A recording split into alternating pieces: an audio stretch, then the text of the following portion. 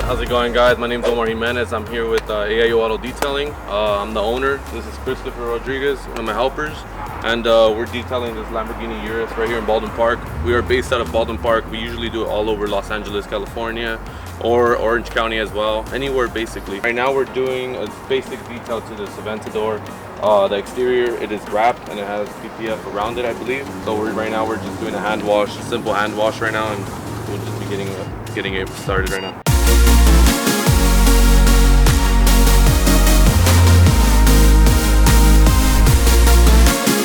So this detail usually takes around about like maybe 35 to 45 minutes depending on how dirty the car is from the exterior. We're not touching anything for the interior. Usually the tires, the wheels, and the hand wash doesn't take much. Just around 35 to 45 minutes for this Lamborghini Urus. After that, we just blow off everything. It takes a little bit more time.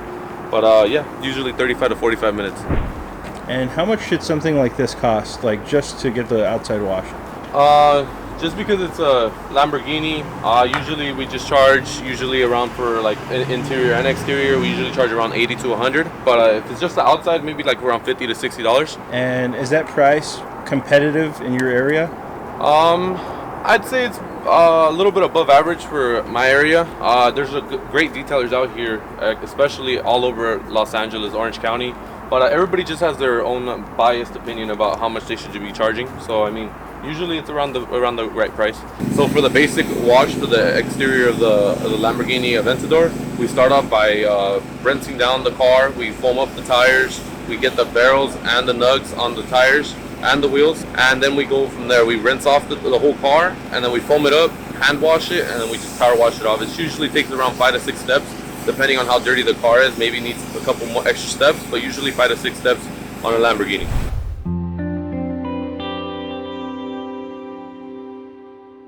So we started off this business after I literally got fired out of In-N-Out. I used to work at In-N-Out. After COVID hit, I got COVID and we got let go of. I literally bought my power washer, just started washing out of my house, and then we just jumped into a trailer and we started just going on from there. So wait, you were fired from a job. You didn't have a job anymore, and you decided. What made you decide to just risk it all and start it? I usually I wasn't making that much money, but I had enough for a power washer, and actually my brother-in-law actually supplied me with a couple of detail equipment, and ever since then I started washing my family's car, my neighbors, and then we just started getting contacts from everywhere and started washing from them. We started doing this business, I believe 1 year ago. It was just me and my girlfriend detailing out of a Honda Civic. Carried our power washer, our vacuum, and we would just use people's water and electricity. After that, we jumped into a trailer. It was provided by H2O.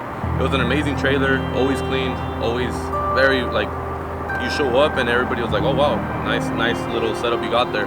But I wanted to go a little bit more into the luxury cars and stuff like that. We'd show up to luxury houses and stuff like that, and they'll be like, wow, good outcome of the car and stuff. But we wanted to go a little bit into more of a van type of look, and now we have it. Now we start continuing doing more luxury cars. So you were fired from a job, COVID was happening. What made you just decide to risk it all instead of just look for a normal job? I mean, I didn't really like to be getting told stuff at In-N-Out, so I just wanted to become my own boss. I didn't really think it was going to take off, but it ended up taking off. And ever since then, I've never looked back, and I've always wanted to continue pursuing. My goal is to basically have multiple units running a big old mobile business. So to do this, you had to either be crazy or honest, like genuinely believe in yourself. What pushed you to do this? Like, what motivated you to do this? Was it just plain desperation, or was it something more than that? Usually it wasn't desperation or anything like that. I actually have my 6-month baby, 6-month baby. So with my 6-month-year-old baby, basically pushed me to make an income for him. You know, just I don't know. What are you feeling right now talking about your baby? He's everything. I don't even know why I'm getting sentimental, but he's everything.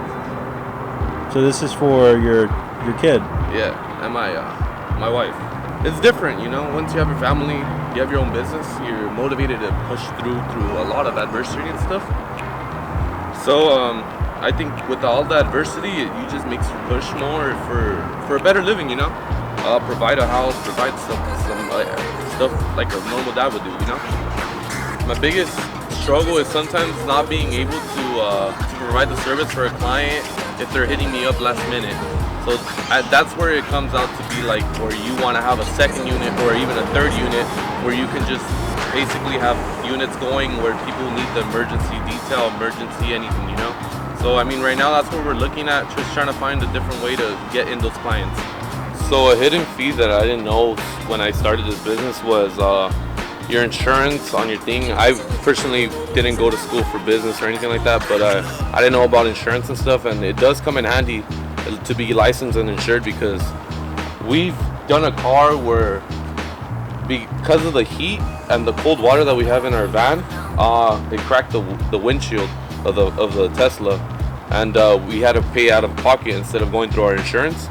But that's one of the expenses that we've came out with a shock, because the client basically told us you had to pay for it. Well, when we did, but that was one of the biggest expenses we had to do as well. With something like as major as that, right? I'm sure that was a terrible experience. Yeah. With something as major as that, were you able to still keep that relationship with the client? Like, did they respect the fact that you were able to take care of that issue, or was that something too major that it just ended the relationship? It actually grew our relationship closer, just because I took care of it right away, and they've never stopped calling us to come and do their cars or for their clients' cars. We did it right away, we paid for it, and then he's always been happy with us. So I'm glad we took care of him, and they take care of us as well.